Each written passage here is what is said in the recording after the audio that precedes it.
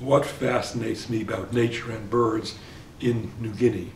First of all, most of New Guinea is still covered by natural habitats, jungle, different types of jungle, depending on the altitude, ranging from tropical rainforest at sea level to glaciers at high elevation. Whereas in Japan, in Tokyo, most of Tokyo is covered by concrete, not by rainforest. That's one thing that's beautiful about New Guinea. Also, New Guinea birds are exceptional, interesting birds. They include birds of paradise, which are the most beautiful birds in the world. They include bowerbirds that build the most complex structures of any animals. And there are so many varieties. New Guinea has about 600 species of birds. I don't know how many there are in Japan, I think fewer, but there are more species of birds in New Guinea than in all of North America. So that's what is so fascinating and beautiful about New Guinea nature and birds.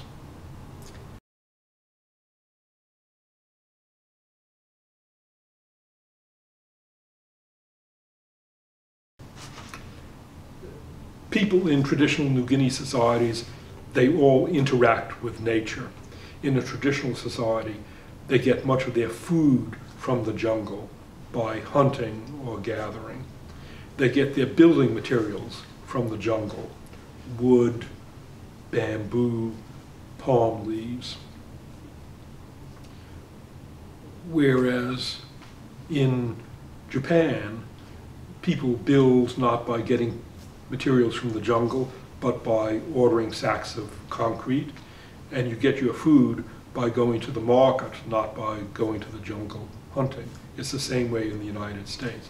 So people in New Guinea depend upon natural habitats and plants and animals, and the result is that they typically know all of the visible species in their environment.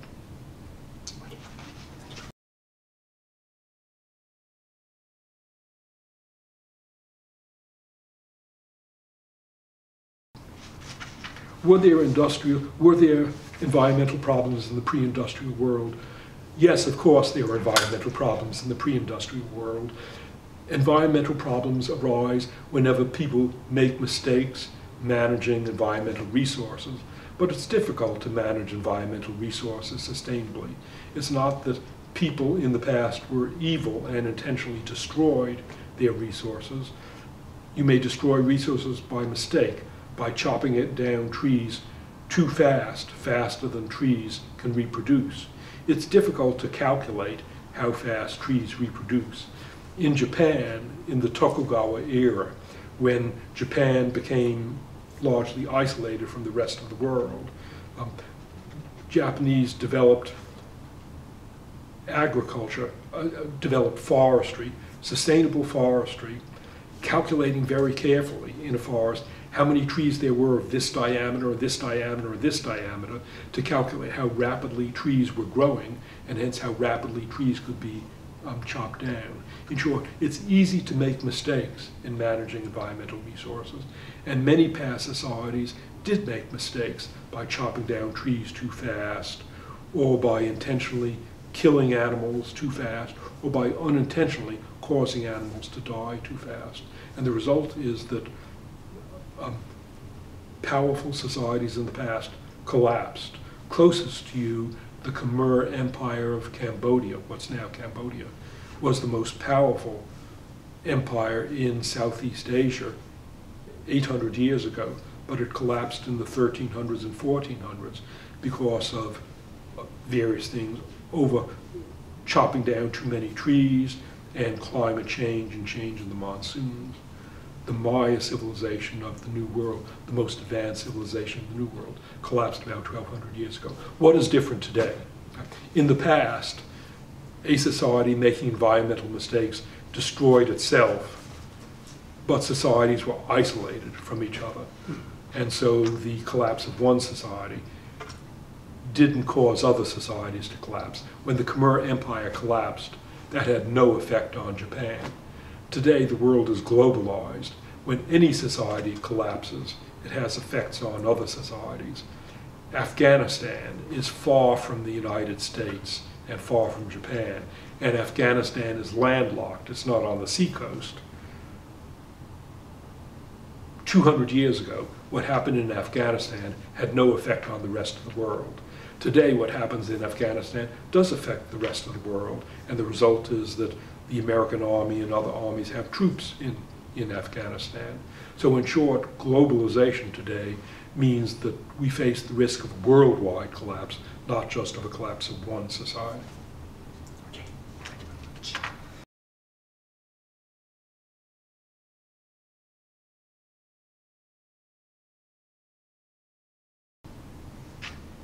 We know very well what we should do. What we should do is manage the Earth's resources sustainably. That means chop down trees only as fast as new trees are growing. That means catch fish only as fast as baby fish are growing up. That means till the land so that the soil remains on the land, so that new soil is made by earthworms as fast as soil is washed away. We know what we should do. The problem is that we are not doing what we know that we should do.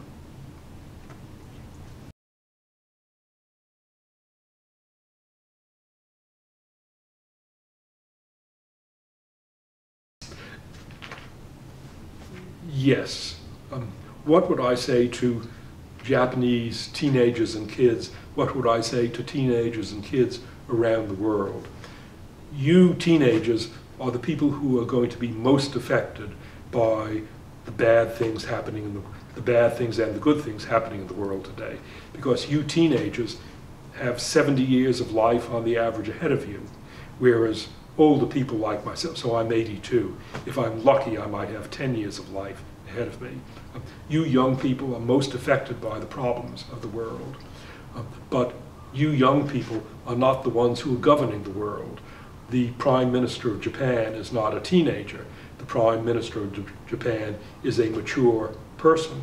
That means that the messes being made in the world today are being made by older people, but you young people are the people who are going to suffer from those messes.